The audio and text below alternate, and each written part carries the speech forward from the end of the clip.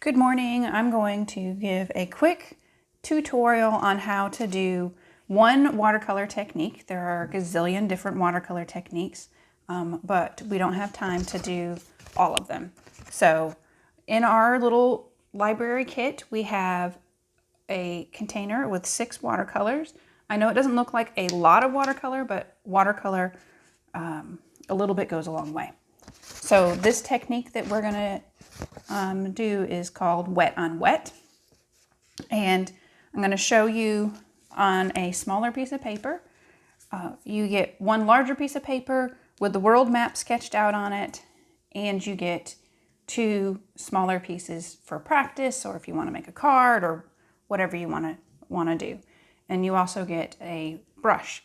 What you will want to supply is a cup of 2 cups of water, 1 to wash your brush out with, and then 1 to grab clean water, because you're going to wet on wet is what you do is you dip your brush into the water and then you paint with the water.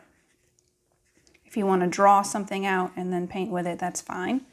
But this technique is a very soft and fluid technique. Sometimes you want a very crisp look, but in this technique, I think that the project will look better with wet on wet. So all I'm doing is I'm grabbing clean water and I'm painting little teardrops. So if you turn, you can see how I've painted some teardrops. I'm going to wet my brush and I'm going to just gently touch some of the watercolor, and then I'm going to add it to the wet paint. And then I'm going to grab, here's a little bit of blue. I'm going to add it in there as well. And it makes almost like a tie-dye effect.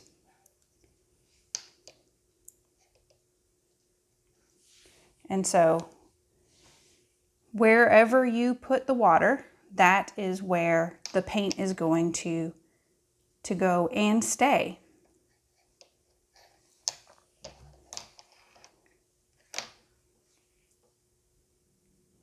So an important thing to know is just a little bit about color theory and about what colors you should mix together and make it look pretty. Otherwise, certain colors mixed together will turn brown. So, not that brown is an ugly color, but if we're trying to make nice, vibrant colors, you're going to want to be careful and thoughtful when it comes to your colors. Yellow, red, and orange mixed together look good. Blue and purple mixed together look good. Blue, purple, and pink or red look good together. But anytime you mix your secondary colors together, that's going to make brown. And orange, purple, and green are all secondary colors. So if you mix any of those, it's going to create a brown or a grayish color. So you're going to want to try to avoid that. So after just practicing getting the right amount of water in your brush and the right amount of water on your paper, it's what I recommend that you do with the smaller little pieces of paper that I supply is just some practice. What you'll do is you'll move on to the sketched out world map. All we're doing is with clean water, we're going to paint in one continent at a time. We don't want to paint the whole entire world map, because by the time you're done painting it, your first one will be dry. So you want to go one at a time as you're painting them. And you'll want a substantial amount of water on there, but you don't want it so much that it's going to run. So worst case scenario, if you put too much water on here, you just dab it up with a paper towel and you wait for it to dry, and then you try again.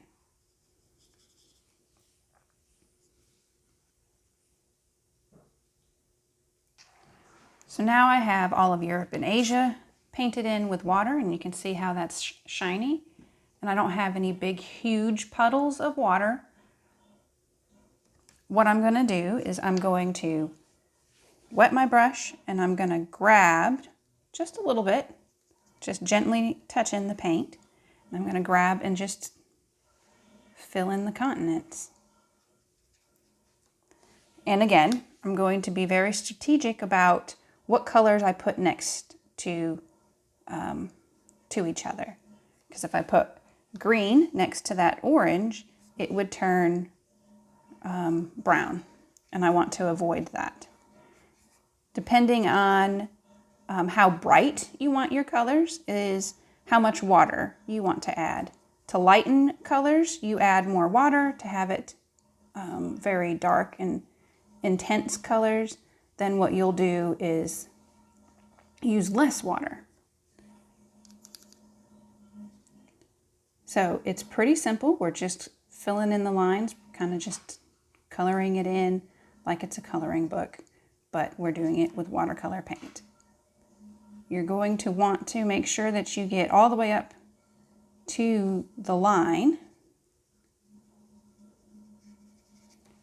in hopes to hide the outline.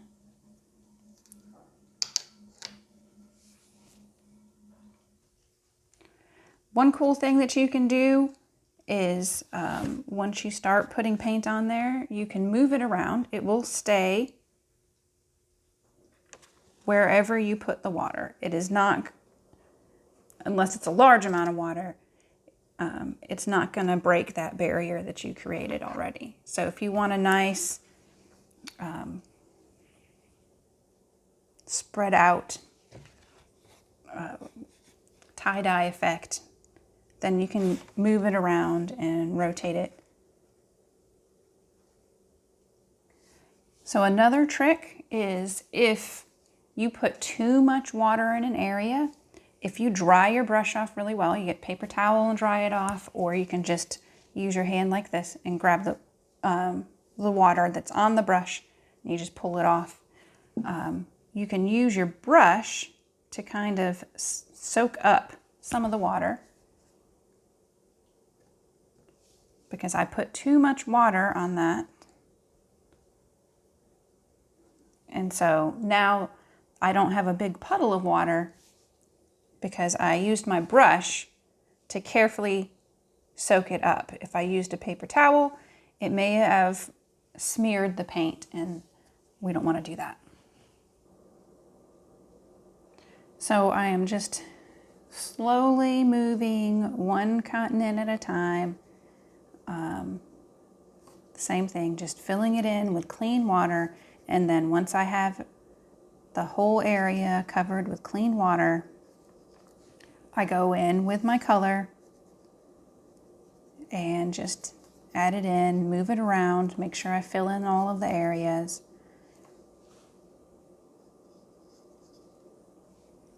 And it's pretty simple. If you notice that some of the lines might be making your water a little bit on the gray side, these are watercolor pencils that I traced out. So it helps make the line disappear as you paint. It shouldn't in any way ruin your picture, so don't stress about if your water looks, if your continent looks a little bit gray at first. The pigment from the watercolors will hide all of that, so don't stress. So there's the finished product, and it's pretty simple. I believe in you guys, you can do it. One thing that people dislike about watercolor is that it does blend together when you're trying to make it controlled, but we're going to use that aspect of watercolors to our advantage because we want them to blend together in this project.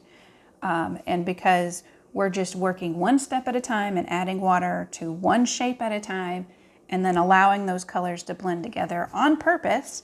It creates a beautiful, in my opinion, effect. If you wanted to, you could also take your paintbrush and fill it up with whatever color you'd like.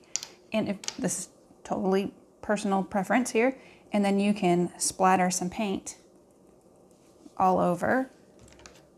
It's up to you whether you like this effect or not, and no pressure. It's one way that if you accidentally got a little paint splotch somewhere on the white part of the paper and you ended up not liking it, or you felt like it was a mistake, it's one way to hide a mistake.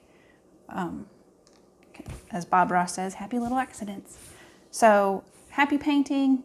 You guys have fun. Thanks for participating.